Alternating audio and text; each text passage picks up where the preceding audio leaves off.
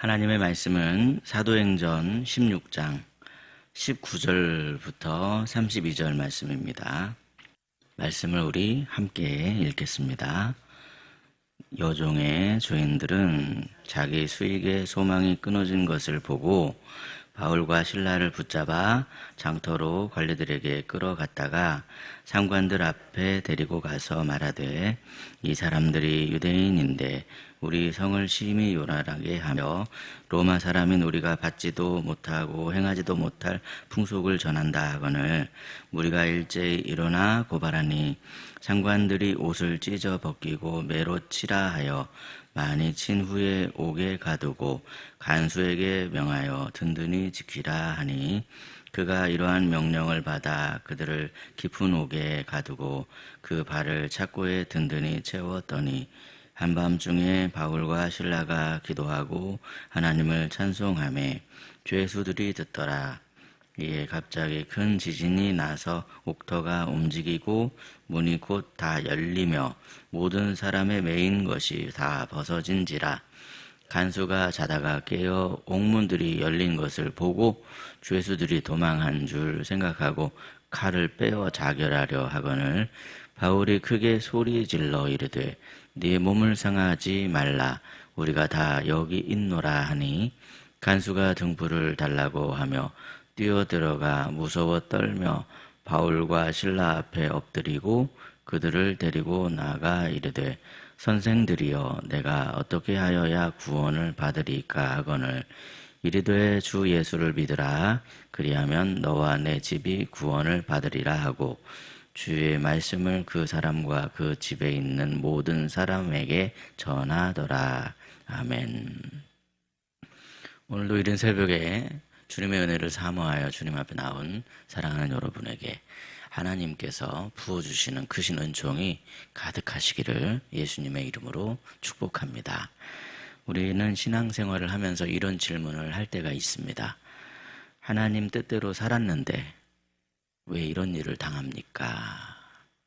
기도했는데 왜 점점 더 상황은 어려워집니까?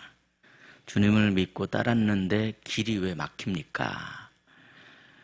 오늘 본문은요, 우리에게 중요한 사실을 보여줍니다. 복음의 길에 어려움이 없다는 약속은 성경에 없습니다. 그러나 그 어려움 가운데에서도 하나님이 일하신다 하는 약속은 분명히 있습니다. 바울과 실라는 복음을 전하다가 붙잡혀 감옥에 갇혔지만 그 감옥이 끝이 아니었습니다.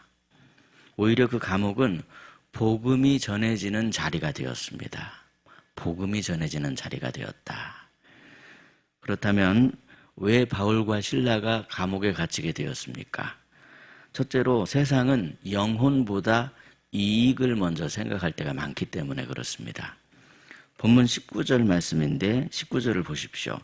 여종의 주인들은 자기의 수익의 소망이 끊어진 것을 보고 바울과 실라를 붙잡아, 이렇게 지금 말씀을 하고 있습니다.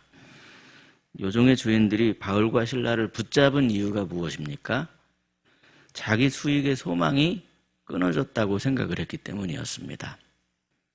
그들은요, 여종 한 사람의 영혼에는 관심이 없었습니다. 그 여종이 귀신에게 사로잡혀서 고통을 받고 있었다, 이런 거는 전혀 관심의 대상이 아니었습니다. 오직 하나, 그 여종을 통해서 돈을 벌 수 있냐 없냐, 이것이 그들에게 중요한 문제였습니다. 그런데 바울이 예수 그리스도의 이름으로 그 여종을 자유케 해주자 돈줄이 끊어져 버렸습니다. 그래서 그들은 바울과 실라를 고발합니다. 겉으로는 이 사람이 우리 성을 요란하게 했다, 이렇게 지금 이유를 달아붙였지만 진짜 이유는 뭐냐면 복음 때문에 자기들의 이익이 끊어진 것이 바로 진짜 이유였습니다. 이처럼 사람은 진리보다도 이익을 선택하기가 참 쉽습니다. 영혼보다 눈앞의 만족을 먼저 생각하기 때문에 그렇습니다. 이것이 죄의 본질 가운데 하나이더라는 것이죠. 성경은 하나님보다 자기가 왜 앞서면 안 되냐 이것을 말씀하시는데, 하나님보다 자기가 앞서게 되는 것이 무엇입니까? 바로 그것이 교만이고 죄가 우리 안에 들어오기 시작하더라. 항상 보면 이익이 훨씬 너에게 중요하다 이렇게 이야기를 하는데, 죄는 그 이익을 타고 우리에게 들어올 때가 많습니다. 하지만 진짜 이익은 뭐냐면 그러한 것이 아니라 하나님이 우리와 함께하는 것이 진짜 이익이다 하는 것이 바로 복음이더라는 것이죠. 여러분, 그것은 우리도 마찬가지입니다. 하나님의 뜻대로 살려고 하면 이익을 보는 것이 아니라 오히려 손해를 보는 것 같은 그런 생각이 들 때가 많습니다. 그러나 우리는 기억해야 하는 것이죠. 복음 때문에 우리가 잃는 것보다도 복음이 우리에게 주는 것이 훨씬 더 중요하다. 그 이익을 우리는 놓치면 안 된다. 다른 모든 것을 다 잃어도 복음이 우리에게 주는 그 이익을 붙잡으면 된다. 성경은 우리에게 그렇게 말씀합니다. 세상은 우리에게 많은 것을 줄 수 있는 것처럼 보이지만 세상이 절대로 줄 수 없는 한 가지가 있습니다. 그것은 바로 구원입니다. 그러므로 세상의 어려움과 불편함 속에서도 먼저 하나님의 나라와 의를 구하시는 저와 여러분이 되시기를 예수님의 이름으로 축복합니다. 둘째로, 그러나 바울과 실라는 감옥에서도 기도하고 찬송했습니다. 23절과 24절을 보면 바울과 실라는 깊은 감옥에 지금 갇혔습니다. 매도 많이 맞았습니다. 발에 착고가 채워져 있었습니다. 그런데도 25절을 보십시오. 한밤중에 바울과 실라가 기도하고 하나님을 찬송하며 죄수들이 듣더라 그랬습니다. 여러분, 지금 한밤중입니다. 아무것도 보이는 게 없습니다. 몸은 매를 맞아 몹시 아프고 손과 발은 묶여 있습니다. 그런데도 그들은 기도하고 찬송했습니다. 왜 그렇습니까? 자신들이 처한 환경보다도 자기들과 함께하고 계시는 하나님이 더 크게 보였기 때문에 그랬습니다. 사실 우리의 믿음은요, 평안할 때보다도 어려울 때 드러나기 마련이죠. 기도해도 응답이 없는 것처럼 보일 때, 열심히 살았는데도 일이 잘 풀리지 않는 것처럼 그렇게 느껴질 때, 내가 옳은 길을 가는데도 계속해서 손해를 보는 것만 같을 때, 과연 그럴 때도 네가 하나님을 찬송할 수 있겠느냐? 본문은 지금 그것을 우리에게 말씀하고 있습니다. 바울과 실라의 찬송은요, 지금 감옥이 편하고 좋아서 드려진 그런 찬송이 아닙니다. 너무 매를 많이 맞아서 머리가 정신이 어떻게 돼서 그렇게 찬송이 나온 것도 아닙니다. 그들의 찬송은 감옥 가운데 함께 하시는 하나님을 향한 찬송이었습니다. 여기에 지금 믿음의 비결이 있다는 것이죠. 믿음은 상황이 막 바뀌어야 생기는 게 아니라 상황이 바뀌지 않아도 하나님이 하나님이심을 믿는 게 믿음입니다. 하나님이 나와 함께 하시는 그 약속을 믿는 것입니다. 상황이 그대로인 것 같죠. 그런데 본문의 말씀을 보시면 그 상황이 그대로인 것 같을 때, 이들이 기도하고 찬송했을 때 하나님의 일하심이 나타나기 시작합니다. 본문 26절에 보니까 이에 갑자기 큰 지진이 나서 옥토가 움직이고 문이 곧 다 열리며 모든 사람이 매인 것이 다 벗어진지라 그랬습니다. 감옥 문이 열렸습니다. 착고가 풀어졌습니다. 그런데 하나님께서 감옥 문을 여신 이유는 단지 바울과 실라를 그곳에서 꺼내주기 위해서 그렇게 하신 게 아니었습니다. 하나님께서는요, 그 감옥을 구원의 현장으로 바꿔주셨습니다. 바울과 실라는 그 감옥에서 한 영혼을 만납니다. 우리도 때때로 인생에 감옥 같은 시간을 보낼 때가 있죠. 때때로 우리에게 생긴 그 질병이 감옥처럼 느껴질 때가 있습니다. 때로는 경제적인 어떤 어려움이 감옥처럼 느껴질 때가 있습니다. 때로는 내 인생에 해결하기 어려운 그러한 어떤 문제가 감옥처럼 느껴질 때가 있죠. 관계의 문제가 감옥처럼 느껴질 때가 있습니다. 그러나 여러분, 그럴 때 기억하시기 바랍니다. 하나님이 함께 하심을 믿으면 우리가 감옥이라고 생각했던 그 자리가 하나님께서 일하시는 역사의 자리가 될 수 있습니다.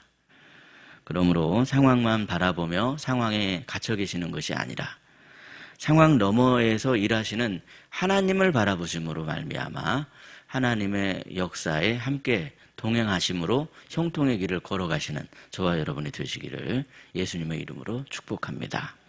셋째로 복음은요, 죽어가는 영혼에게 살기를 보여줍니다. 27절에 간수가 자다 깨어보니 옥문이 다 열려져 있습니다. 죄수들이 도망갔을 것이다. 당연히 죄수들은 도망갔겠지. 이렇게 생각한 간수가 칼을 빼어 자결하려고 합니다. 당시에는 이 죄수를 잃으면 그 책임은 다 간수가 져야 하는 그런 때이기 때문에 그렇습니다. 그때 바울이 크게 소리를 지르죠. 28절에 보면 내 몸을 상하지 말라 우리가 다 여기 있노라 그랬습니다. 참 놀랍습니다. 지금 이 간수는 어떤 간수입니까? 바울과 실라를 깊을 옥에 가두고 발에 착고를 채운 사람입니다. 그런데 바울은 이 사람을 살려야겠다 그런 생각을 하고 있습니다.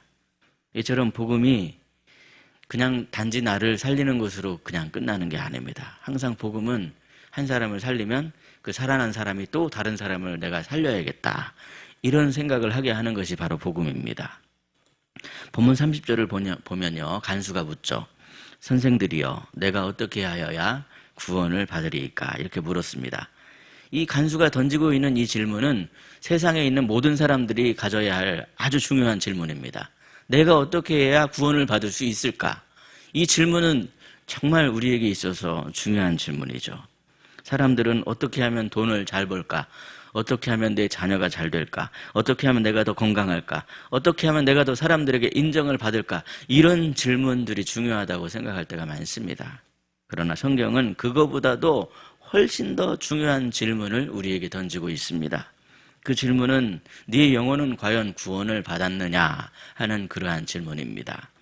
돈이 많다고 해서 구원받는 게 아니고 성공했다고 해서 구원받는 게 아닙니다. 우리의 노력으로 인해서 구원을 만들어낼 수가 없습니다. 그래서 바울은 아주 분명하게 대답하죠. 우리 본문 31절 말씀인데 31절 말씀을 함께 읽도록 하겠습니다. 시작. 이르되 주 예수를 믿으라. 그리하면 너와 내 집이 구원을 받으리라 하고 아멘. 주 예수를 믿으라. 그리하면 너와 내 집이 구원을 받으리라. 그렇게 이야기를 합니다. 왜 예수님입니까? 예수님만이 우리 죄를 대속해 하시려고 십자가에 달려 피 흘려 죽으셨습니다. 예수님만이 죽음을 이기시고 부활하셨습니다. 예수님만이 우리를 하나님께로 인도하시는 길이요 진리요 생명이시기 때문에 그렇습니다. 그러므로 우리의 구원은 우리의 자랑이나 노력에 있는 게 아닙니다. 오직 예수 그리스도를 믿는 믿음에 달려 있습니다. 간수는 내가 무엇을 해야 합니까? 그렇게 분명히 물었습니다. 그러나 복음은 더 열심히 해야 한다, 더 착하게 살아야 한다, 더 봉사를 많이 해야 한다 이렇게 말하지 않습니다. 물론 성도는 그런 삶을 살아야죠. 하지만 그게 구원의 조건은 아니라는 겁니다. 복음은 우리에게 먼저 주 예수를 믿으라 그렇게 이야기를 합니다. 왜 그렇게 말씀합니까? 복음이 들어가게 되면 그 한 사람의 인생이 완전히 달라지게 되기 때문에 그렇습니다. 본문 32절 말씀인데 32절 말씀 함께 읽겠습니다. 시작. 주의 말씀을 그 사람과 그 집에 있는 모든 사람에게 전하더라. 아멘. 예, 감옥에서 시작된 이 복음이 간수 한 사람에게 들어갔고 그리고 그 가족, 그 가정에게로 다 들어가게 되었습니다. 이게 바로 복음의 능력, 복음의 은혜이더라는 것이죠. 복음은 죽어야 한다, 내가 죽어야 한다 이렇게 생각했던 사람을 살렸습니다. 뿐만 아니라 절망했던 사람이 소망을 얻게 되었습니다. 자기가 자기 인생의 주인이라고 생각했던 사람이 내 인생의 주인은 예수님이로구나 이렇게 생각이 완전히 달라지게 되었습니다. 그래서 여러분, 우리도 복음을 전해야만 합니다. 내가 먼저 믿었고 나에게 생명이 있고 나와 주님이 함께 하신다. 이것을 우리가 믿고 우리가 그 은혜 가운데 살아갑니다. 복음을 전할 때 막 우리가 거창하게 전할 필요가 없습니다. 힘들어했던 그 사람 곁에 있어주는 것, 절망하는 사람에게 있어서 예수님이 계십니다 그렇게 말해주는 것, 그리고 때로는 아주 단순하게 말하는 겁니다. 주 예수를 믿으십시오 이렇게 말하는 것이죠. 사실 누구에게나 이 감옥 같은 시간이 있을 수 있습니다. 감옥 같은 시간은 누구에게나 옵니다. 그러나 그러한 그 시간이 절대로 우리의 끝은 아닙니다. 그러므로 여러분, 인생의 한밤중에도 기도하십시오. 상황이 힘들고 어렵고 내 앞에 지금 어려운 문제 때문에 내가 지금 감옥에 갇혀 있는 것 같다. 이런 생각이 들수록 우리와 함께 하시는 하나님을 찬송하십시오. 그럴 때 그 자리가 바로 하나님이 역사하시는 은혜의 자리가 됩니다. 오늘 새벽에 그 사실을 기억하며 우리와 함께 하시는 하나님을 믿음으로 바라보시고 그분을 찬송하시고 그분께 엎드려 기도하시는 저와 여러분이 되시기를 예수님의 이름으로 축복합니다. 기도하겠습니다. 세상의 짙은 어둠 속에서도 생명을 위해 일하시는 아버지 하나님, 오늘 새벽을 깨워 주님 앞으로 나아올 수 있게 하여 주시니 참으로 감사합니다. 때때로 우리 삶 속에서도 바울이 만난 감옥처럼 도저히 이해가 되지 않는 그런 어려움이 찾아올 때가 있지만 주님을 믿고 의지하오니 우리에게 더욱 굳센 믿음을 허락해 주시옵소서. 상황만 바라보며 낙심하지 않게 해주시고 인생의 한밤중에도 기도하며 하나님을 찬송하는 그러한 믿음을 더해 주시옵소서. 우리는 우리 눈앞에 있는 이익으로 인해 흔들릴 때가 참 많지만 그보다 먼저 하나님의 뜻을 구하는 순수한 믿음이 있기를 원합니다. 우리의 뜻과 계획보다도 하나님의 뜻과 계획이 훨씬 더 좋은 것임을 항상 기억할 수 있도록 인도해 주옵소서. 무엇보다 우리의 구원이 오직 예수 그리스도께 있음을 굳게 붙들게 하여 주시고 희락에 속한 모든 가정과 우리가 사랑해야 할 모든 사람들에게 주 예수를 믿으라 하는 그러한 그 이야기를 들려줄 수 있게 해주시고 그 복음이 흘러 들어갈 수 있도록 십자가의 보혈로 저희들을 깨끗하게 씻어 주시옵소서. 오늘 하루도 어떤 상황 속에서도 우리와 함께 하시는 예수님을 바라보며 믿음으로 강건할 수 있도록 붙들어 주시길 원합니다. 우리 삶을 통해 한 영혼이 살아나게 되고 가정이 복음을 받아들이며 복을 받게 되며 뿐만 아니라 그 복음이 우리 주변으로 흘러 들어가 널리 전파가 될 수 있도록 주께서 친히 역사해 주시옵소서. 우리의 구원자이시며 우리의 산 소망이 되시는 우리 구주 예수 그리스도의 이름으로 기도드리옵나이다. 아멘. 각자 기도하시겠습니다.